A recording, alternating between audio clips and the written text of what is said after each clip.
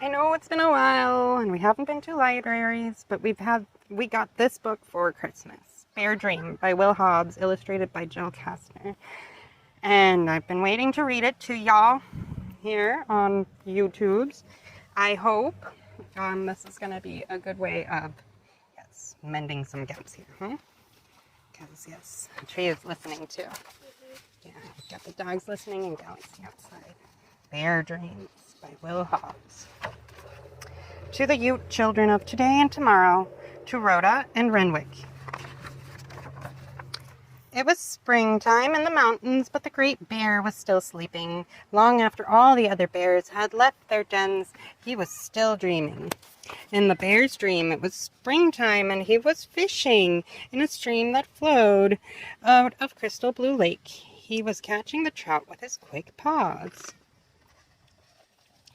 The great bear didn't know that he was dreaming. He thought he was awake, but he was still sleeping. Every day the sun rode higher in the sky, but still the great bear didn't wake up. He dreamed he was playing on the snowbank, sliding down over and over onto the green grass. He dreamed he was eating wildflowers, and they tasted sweet. In the village below the mountains, a boy everyone called Shorttail was asking around about the great bear. Has anyone seen the one going around in the woods? Where is old Honeypaws? Where's grandfather? The people began to worry that the great one had not survived the winter. Shorttail decided to go up on the mountain to have a look around. The people saw him leave on 2 feet, but soon he was climbing the mountain on all fours, like a bear. High on the mountain, Shorttail became very tired. He stopped to rest and fell into a dream. In his dream, he was kneeling by the entrance of the great bear's den. He could hear the bear snoring. "Wake up, grandfather," the boy said politely. "You should have been up a long time ago. You'll starve to death." Still, the bear snored. "Wake up, great one," Shorttail said a little louder. Only a grunt and then more snoring. Big tracks. "Wake up!" 3 quick grunts and still more snoring. The 4th time, Shorttail yelled with all his might, "Wake up, grandfather!" This time, the great bear came growling out of the den, bristling and terrible, and knocked the boy down. "You woke me up!" the bear snarled, standing over the boy. "I thought you might need some help. It's spring. It's time for you to come out." The bear looked all around, blinking his eyes. The wildflowers were already blooming. "Everyone was afraid something had happened to you, grandfather." The great bear sat down on his haunches and thought about how respectful this boy was. If the boy had not come, he would still be asleep. This boy had come to help him. "So all this time I've been asleep. Now I've got to hurry. I'll miss it. I might have already missed it." "Missed what?" Shorttail wondered. "Quick, climb onto my back. For your kindness, I'll show you a secret." Shorttail clung tight as the great bear loped through the mountain meadows. The sky was turning dark with night and storm. Into the trees the bear glided quick as a shadow. The moon was rising as Shorttail glimpsed the clearing ahead, where all the bears were dancing.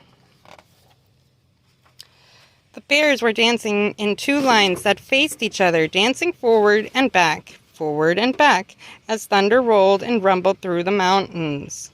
"Dance with us," the old bear said as Shorttail slid from his back. "Dance with us to celebrate the end of the winter."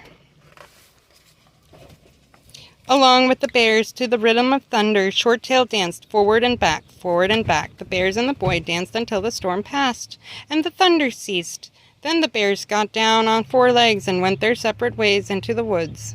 "Go back and tell the people," the great bear told Shorttail. "Show them how to do the bears' dance." Number 3. When the boy woke, it was night. He was high on the mountain and he was alone. The moon lit his way down to the village. When he returned, all the people gathered around and listened as he told his dream, and they said he had dreamt a great dream.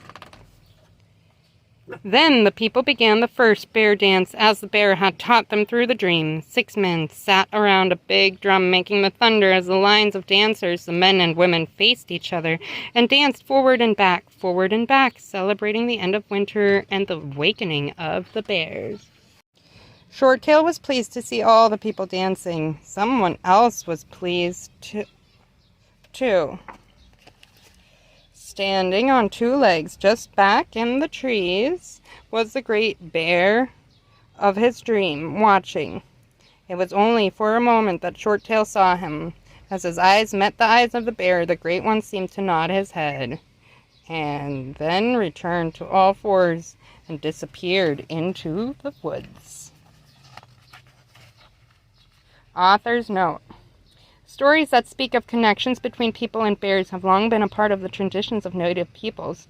Soon after I came to live in southwestern Colorado in 1973, I attended the Ute Bear Dance and was moved by the simplicity and power of this ancient rite of spring. As with most oral traditions, there exists variations in the story of the origin of the bear dance. Beardream is based upon a version of the story common among the Utes of Colorado and Utah.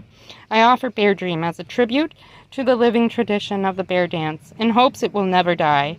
It is my belief that future generations of the human family will have greater and greater need for the inspiration of native wisdom, which sees humankind not apart from nature, but as a part of nature. Will Hobbs. Narrated by Laney Stans. Enjoyed by a trio and the dogs. I hope you enjoyed our rendition with Jill Kastner and Will Hobbs of this beautiful, beautiful book. If anybody would like to have more information on this book, or would like me to send this book to you as a gift, please do contact me. Beautiful, huh? Mm-hmm. Did you like it?